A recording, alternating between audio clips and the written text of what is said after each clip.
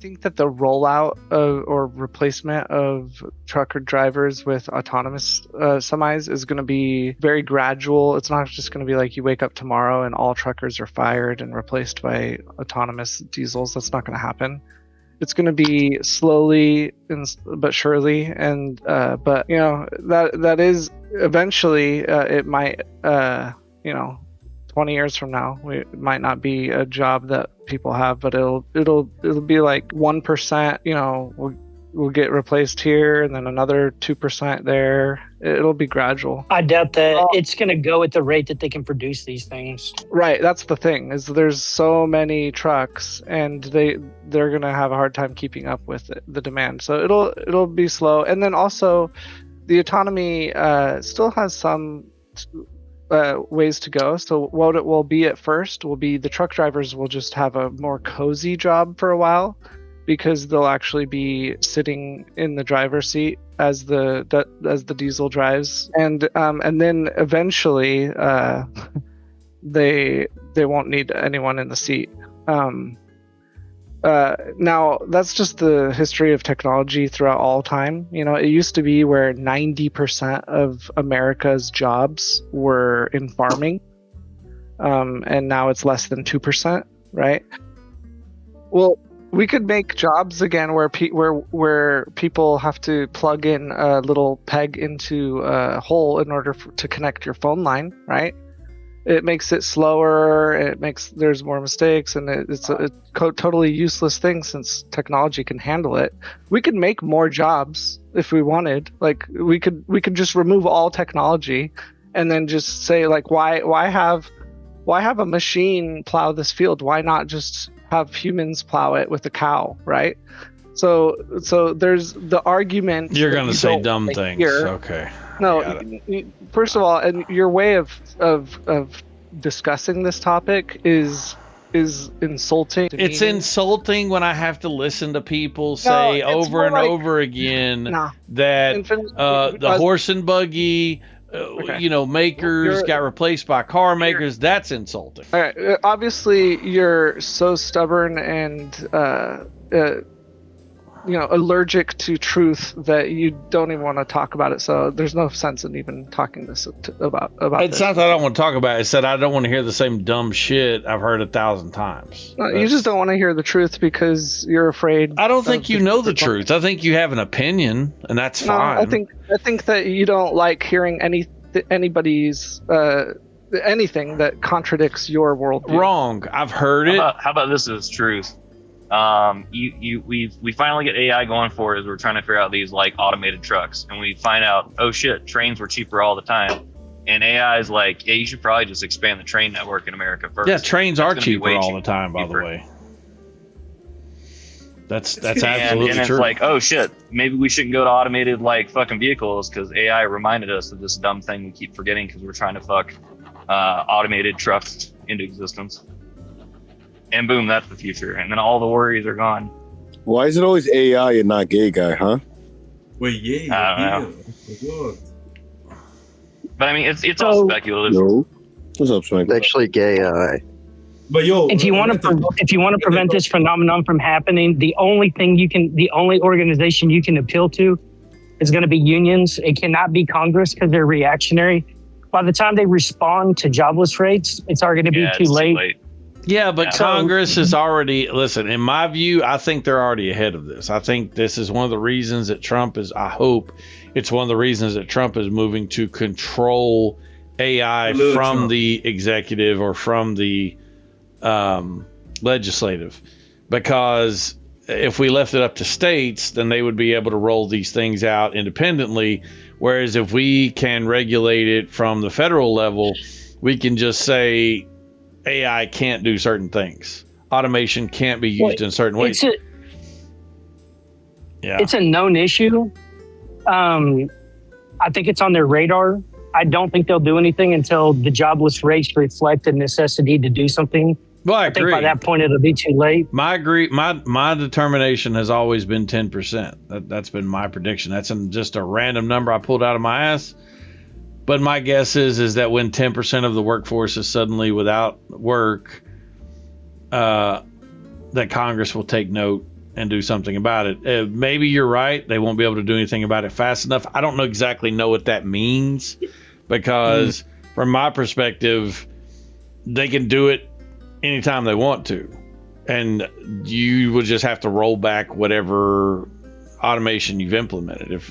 If you decide that, look, if you put semi trucks on the road that don't have a human, and then Congress sees a bunch of truckers become unemployed, and they just said, yeah, guess what? You got to have a human. Sorry. And they can just make up a reason for it. They can just come up with some shit about safety or whatever they want to.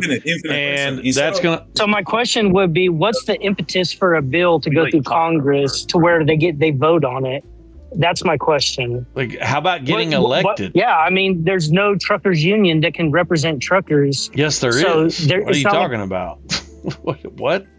I've never heard of them. Are they in large numbers? Like, do they have good representation in Congress? Do they have lobbyists? Okay, look, dude, you use common sense here.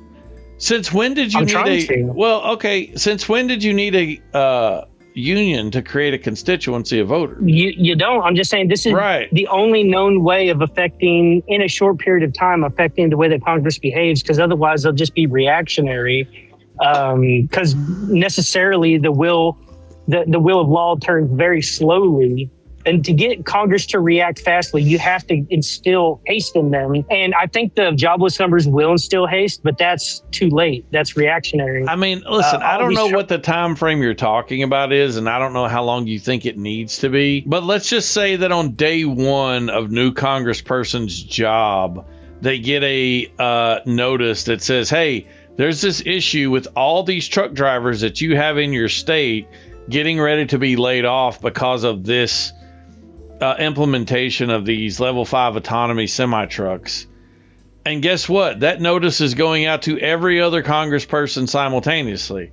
And they say, oh, wow, all these people in my district are about to lose jobs because guess what? Truck drivers live everywhere. And then those Congress people come together and say, yeah, this is a problem. All these people are about to be without jobs. What can we do? And they say, look, we're just going to pass a safety regulation because semi-trucks are federally regulated. And we're going to say that there has to be a human in the cab. Now, I don't know how long you think that would take in your mind, but I don't think it's going to take that long because a senator or congressperson who just got elected on day one wants to get reelected. I don't think I've seen Congress move in this way. The way that I typically see Congress move is they respond to data, they respond to metrics. And in this particular case, whenever the autonomous vehicles are already created, sold, implemented, and then the jobless numbers come in, it's going to be too late. They're going to have to try to somehow tell these companies that are buying these vehicles that now you're going to have to take a loss this year. The people who produce them, you're going to have to take a loss. I just don't think that they're going to do that. They're going to find another way. They may even just tell these workers, you're going to have to pivot your career field to something else. That's, oh my God. Look, yeah, okay. Yeah, we disagree. This is silly talk, and I can't explain why it's silly talk. I think you haven't seen the numbers on semi-truck drivers is probably why. No, I definitely have. Like I said, I do fully believe that it's on their radar. I've heard Congress talk about it. The thing that I think we're disagreeing on is when they change the legislation, when they finally decide to do something on it. You say they're going to do it proactively. I say I've never seen Congress be proactive. They're always reactive. And so I think your idea is pie in the sky. Mine is much more realistic according to how they behave historically. And the way that they behave historically is reactionary. Yeah. Well, listen, excuse me. We don't have level 5 autonomy trucks. When we have level 5 autonomy trucks, we can revisit the conversation. But my guess is, what? It's a level 5 autonomy. Level 5 autonomy is a fully autonomous vehicle that would be required for there not to be a human. Why is it level 5? Because that's the fucking scale. I don't know. I didn't create it. There's level 1 through 5, and currently you don't have level 5. You don't even have level 4. So, I don't think you need. quite the level of skill whenever you're just going cross country. I think the way that it will probably roll out is that they're going to have hubs, like city hubs, where local city drivers take over and the autonomous Well, you vehicles think that park in the because lot. that's what's already been said. I've read the same shit.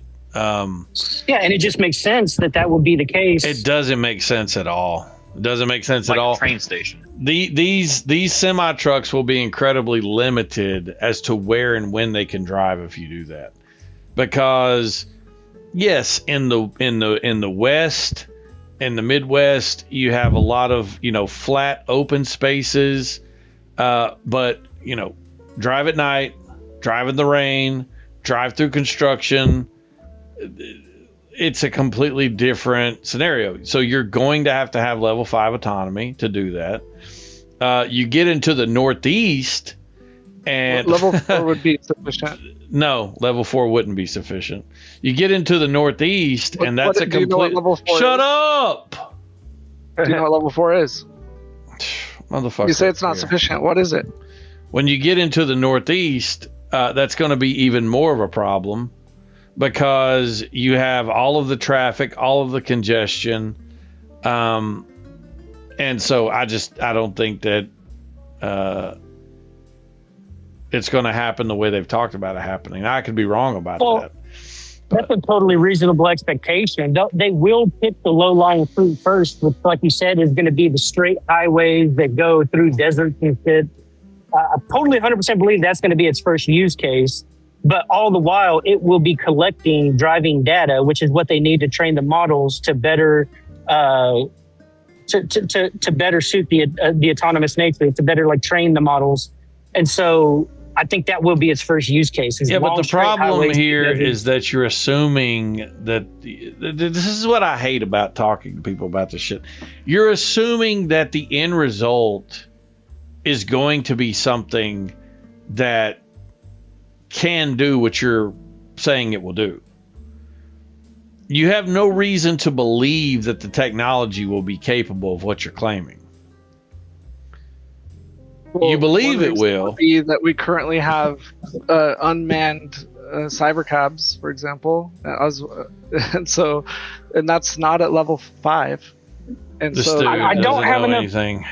Honestly. I don't have enough insider knowledge to be able to make that assessment, but what I do know is that they are producing these vehicles, and the people who are producing them are convinced that their money is being placed well, and that all the investment that they're making is being placed well. And so the people who have the insider information about the efficacy of these products, they're the ones who are convinced, not me. And I just tend to believe that all the people who have billions of dollars in it are managing their money well. That's not true, though. They're not shooting for level 5 autonomy on these things that we know of currently anyway. So, no, they don't. And not only that, but Elon Musk himself has come out and said that level 5 autonomy for regular cars is much more of a challenge and much further away than even he thought. I don't think people are really just up to date on the state of self-driving vehicles. If you're talking about geofencing, etc., that's a different story. If you're talking about daytime, pleasant driving conditions, that's a different story. If you're talking about clearly marked roadways, that's a different story. But outside of those things, which much of the time when combined are where humans are actually driving, this doesn't seem to be something that currently the technology is capable of in a meaningful way. And I'm not convinced it will ever be capable of it. Maybe it will. Maybe it won't. I guess I'm poorly oh, sorry. No, well, just let me say this last thing. And the last thing is you have to have technology that can make mistakes, kill a child, and humans accept that there's no one to blame. I think so I guess I'm very poorly articulating my idea on this. I don't think we're going to have day one level 5 autonomy. I think that's something that's, like you said, it's going to take a long time to get there. I think the immediate implementation is going to be the easy cases for these vehicles. And then as they become larger representation of overall goods shipped, I think that they're going to have to scale up at the rate that they can scale up with their autonomy. Like you said, some places they're just literally not going to be able to use them, which is obviously going to be fine to them, by the way. They're going to be totally fine operating in spaces where it is a good use case for them. Because they just don't have enough vehicles as it is to replace everything right now anyways. So they're going to want to use it in the areas that they're best used for. And then in terms of like, this is what I think about the safety thing. They're going to track. It's going to be totally disingenuous, by the way, but they're going to track the amount of vehicle accidents by semis every single year. And they're going to show a direct correlation to the increase of autonomous semis and the decrease of semi accidents. And it's like a huge part of it's going to just be increased safety technology. But they're just going to show they're going to skew the data in a way that makes their trucks look the best, obviously. I'm not even going to disagree with you. I'm disagreeing that humans will accept a phantom killing their children. But that's already happened, and people don't freak out about it. Right, that's what I was going to say. It has already happened many times at that. Okay, and what's the current state of level 5 autonomy legally on roadways for cars? Or level 4 even? There's no. How long have we've been talking about how there's none? There's none. Well, I said right? level 4. Answer. I said level 4. That's the correct level 4. No. So currently we have, for example, cybercabs in Texas driving, tens of thousands of miles a day in total. Are they geofenced? They have an area that they can go in, but that's called geofencing. So when I said yes, if they are geofenced, that is an exception, which means what?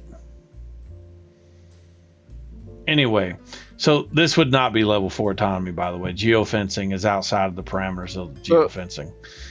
So again, the point is the government is not approving these things currently. So when you say that they accept it, no, it doesn't appear right now that they do accept it. So one thing you said that I agree with is that people have a harder time accepting a car accident death when there was no human involved than they do when there are humans involved. And so, for example, last year, or I guess maybe not last year. Yeah, let's see. It looks like about 30 to 40,000, closer to 40,000 people die in traffic accidents every single year. So if autonomy... In America, no fucking way, dude. It's probably like 1,500. It says right here, in 2023, 40,901 traffic fatalities occurred according to NHTSA data. In 2024... Worldwide or America? In United States. Dude, that seems crazy. That sounds normal. That sounds really, that's not a big chunk of your population. In 2024, it was also around 40,000, and in 2025, it was about 37,000. So it was a 6% drop. Put it this way, it's probably like 1 million or 3 million in India, so you're probably doing really good. I didn't finish. Those are rookie numbers. We can increase that. My point is, I'm agreeing with Infinite. So we might have 40,000 deaths that are caused by humans every year, and even if autonomy shrinks that down to 1,000 deaths, people are going to be more outraged at the 1,000 deaths. Even though autonomy saved 39,000 people's lives every year, they're going to be so upset that a robot killed the 1,000. Do you get what I'm saying? So that is a hurdle or a problem that will be difficult to Well, we're not retarded. You're just restating his position. Isn't the reason that they're more upset with the 1,000 robot deaths that with the 50,000 approximate human deaths, there's usually a culprit and someone to blame, someone to punish, someone to dole out justice to? That's why. Well, that's exactly what I said. I said humans won't accept not having someone to blame. That was the exact words I used. So. And also there's a sense of loss of control, like the robot did, like it's all its fault, even though technically, that same accident may have happened with a human. I don't know, maybe not, but the reality is, unfortunately, that's just the case where people are gonna never it's always going to be a hurdle, unfortunately. I think the bigger reality is the job. Now, one thing that one of you said that I will agree with is, look, there's 3.5 million professional drivers, mostly men in the United States. So if you were to say to me, look, once this technology is ready, that what the law will be passed, what Congress will say is something like, when someone retires from driving, you can not hire a new human. You can hire, you can buy a truck instead of hiring a human. If that's the case, and that, change takes place over this period of time where we're not putting people out of work, we're simply not hiring people into the field, that seems somewhat more reasonable. But my biggest pushback to this, and why I get frustrated with this, is because the level of automation and technology from AI and robotics that we are looking at is not, you stop building horse and buggies and you start building cars. It is, there is no more work for humans. Now, anyone who has my level of IQ, which is 85, could instantly figure out why that's a bad thing. Because if there are no humans working, there's no one to buy the things that the companies who are replacing the humans with robots are selling. So what is the point of making things when there are no humans to buy things? So as far as like your proposal that if you'd be okay with the automation of trucking, as long as they said that as when somebody retires, if they don't want to hire a new one, then nobody lost their job, etc. So currently, about 1 in 5 truckers are foreign born. They're not even U.S. citizens. And over the past 6 years, if you actually look at the new jobs that have been created, 90% of new jobs have gone to foreign-born people rather than U.S. citizens. And so we have a problem in the U.S. where people don't want to have children anymore, and that's causing it's just crazy that we're importing immigrants to cover new jobs.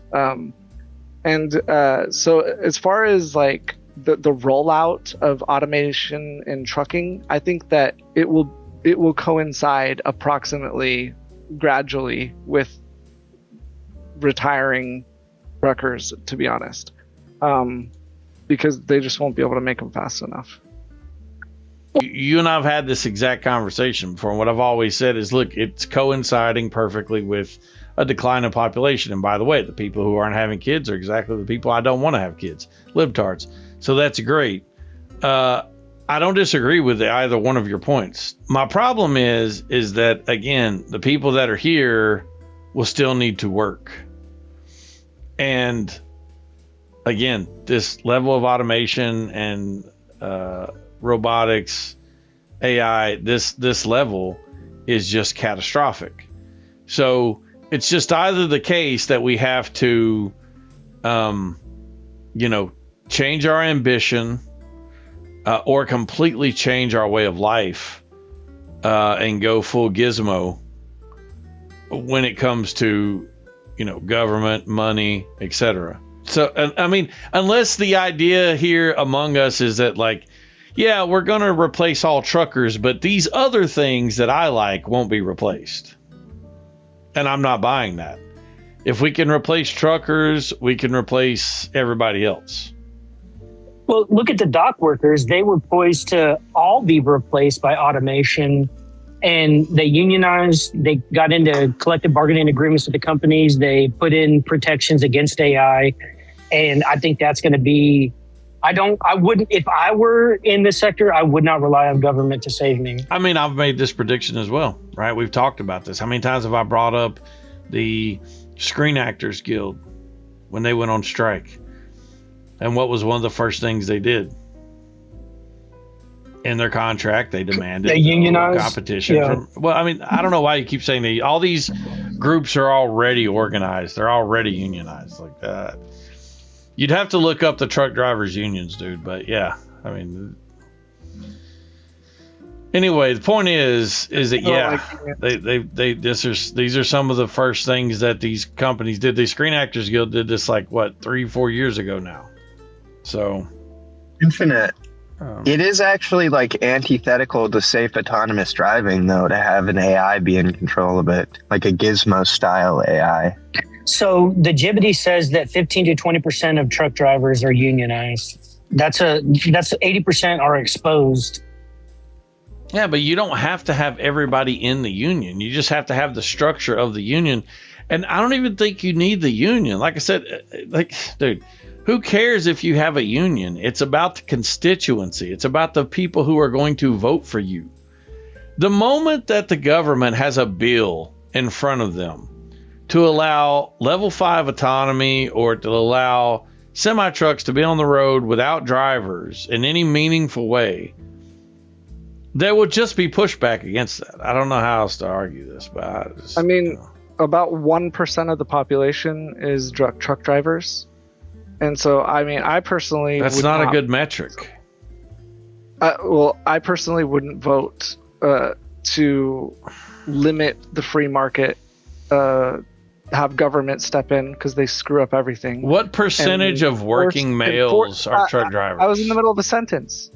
I wouldn't support the government intervening in this market to force companies to have drivers sit and do nothing when it's not necessary. Well, they would have to intervene in order to allow drivers to not be in the cab. So that's the point. It's not like they can just decide to take a 80,000 pound federally regulated, and regulation should step out of it. It's not, well, they again, you're asking the opposite.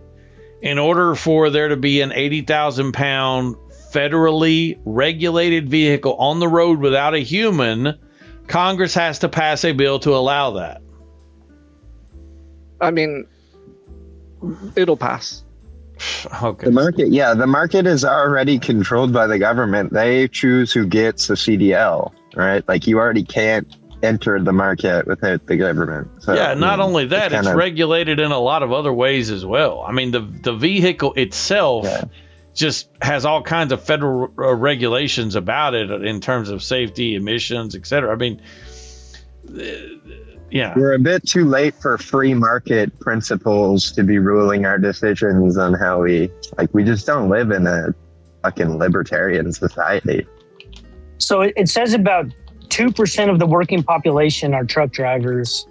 And if 10% of those were displaced every year, that wouldn't be represented in the jobless rates by a lot. My research shows that 1.05% of the U.S. population are truck drivers. No, you have to do working. You have to isolate it down to the. We're fighting over straps. That's a good point. I agree. You're fighting 1 to 2. Like black people are 13, so like there's more black people than truckers. Don't matter. If the automation lobby has more influence on Congress than the non-unionized workers have in Congress, I bet the automation lobby wins. Because it's not just 10% of 2% is not a lot. You don't think losing 2 to 3% of the American workforce is a lot? If it was, I don't think it'll happen all in. Yeah, it's not going to happen all in one day. It's going to happen scaled over time. Like I said, they can only displace workers at the rate that they can manufacture these vehicles. Yeah, okay. I would really not worry about it, to be honest. How do you know that those two things would be 1 for 1? I even said they won't be. I think that they'll go across country and then they'll park in hubs and then a human will take over. So it won't even be 1 for 1. So it'll be even more muted. But all the while, they're going to be training. These trucks are going to get training. So I don't think it's going to happen in a day. How many hours a day can a human drive? I thought it was a regulation. It had to be like 10. maximum 8. Oh, it's 10. How many hours a day can an autonomous vehicle drive? I have no idea. Forever. Until it runs out of gas. Let's assume it's more than 10. So there's no reason for us to assume that a single truck will only displace one worker. Also, many trucks are team drivers, which means there's more than one driver per truck. Yeah, and not only that, it reduces the cost of goods. One of the, anytime gas goes up, it increases the cost of goods. Anytime that a large portion of the bill that you pay at the supermarket or at an electronics store or anything you buy is you're paying for the transportation of that. And so by automating this, it actually makes everything cost less. I agree. So, automation makes things cheaper. The problem is you don't have jobs to fucking buy this. Listening to this shit is so... If I could go back in time to the days of NAFTA, it would be people just like you all that were sitting around going, but bro, if we can just send our factories to Mexico, the shit will be cheaper. And then Americans can just buy cheaper shit. And now I'm sitting here 40 years later on the back end of NAFTA, listening to people go, I don't know why they sent our jobs to Mexico. I mean, didn't they understand that if we didn't have any jobs, we couldn't buy the cheaper shit that they were making in Mexico? And that's literally what I'm sitting here listening to right now.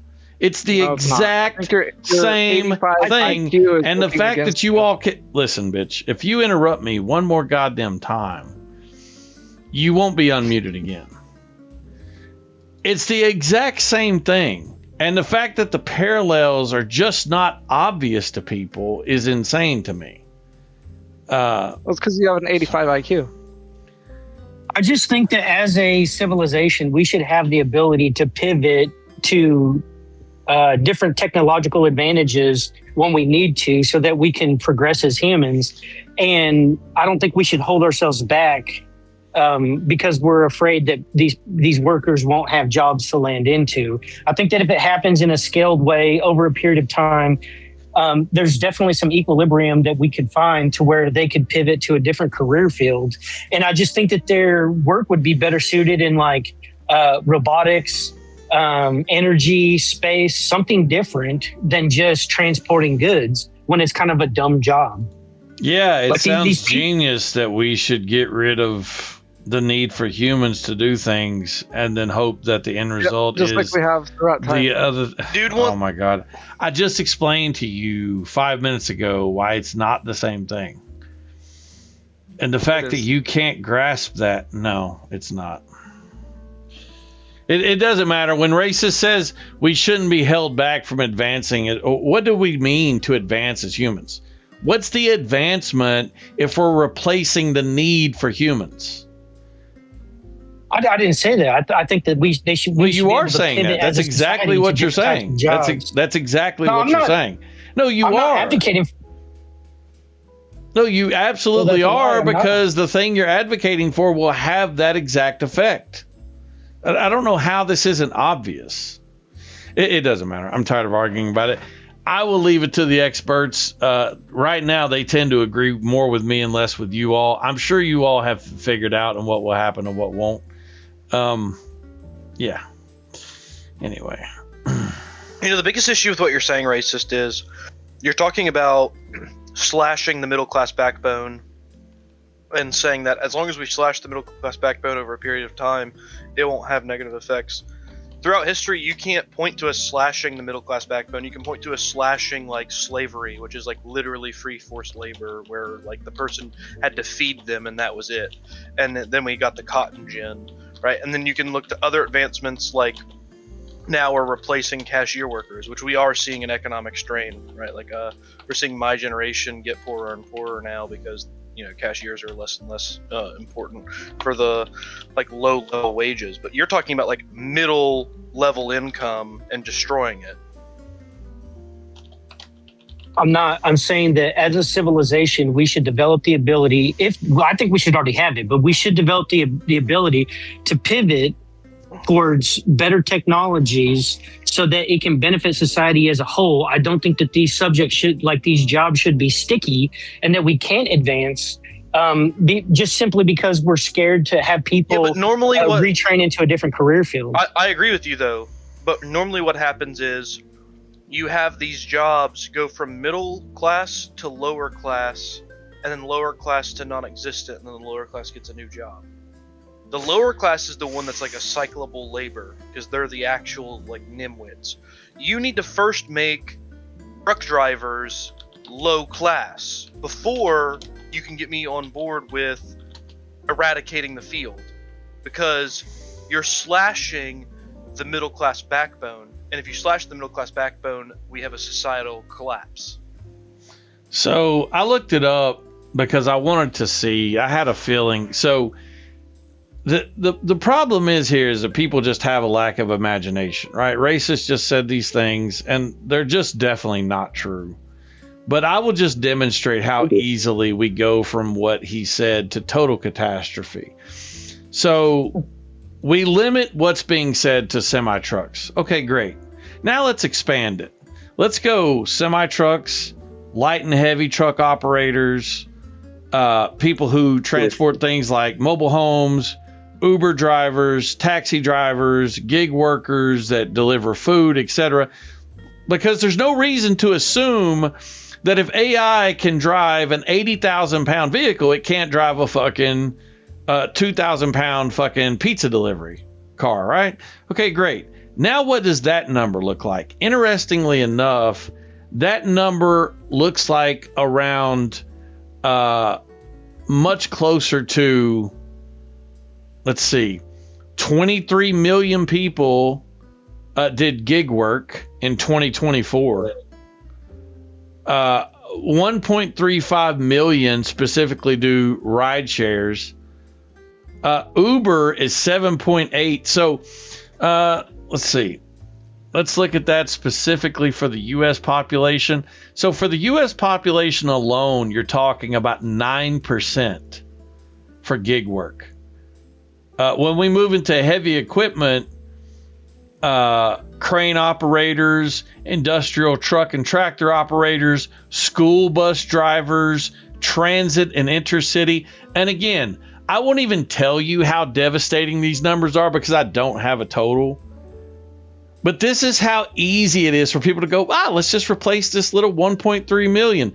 And they don't realize they're just advocating for a total fucking disaster because they don't bother to think, oh yeah, if I could get rid of fucking semi-trucks, I could just get rid of all the other transportation jobs as well. Genius. It is a totally fucking retarded idea. So anyway. It's going to happen. Yeah, right. Good answer. It's going to happen. Good. If only I had been there during the NAFTA debates and I could have just said, it's going to happen.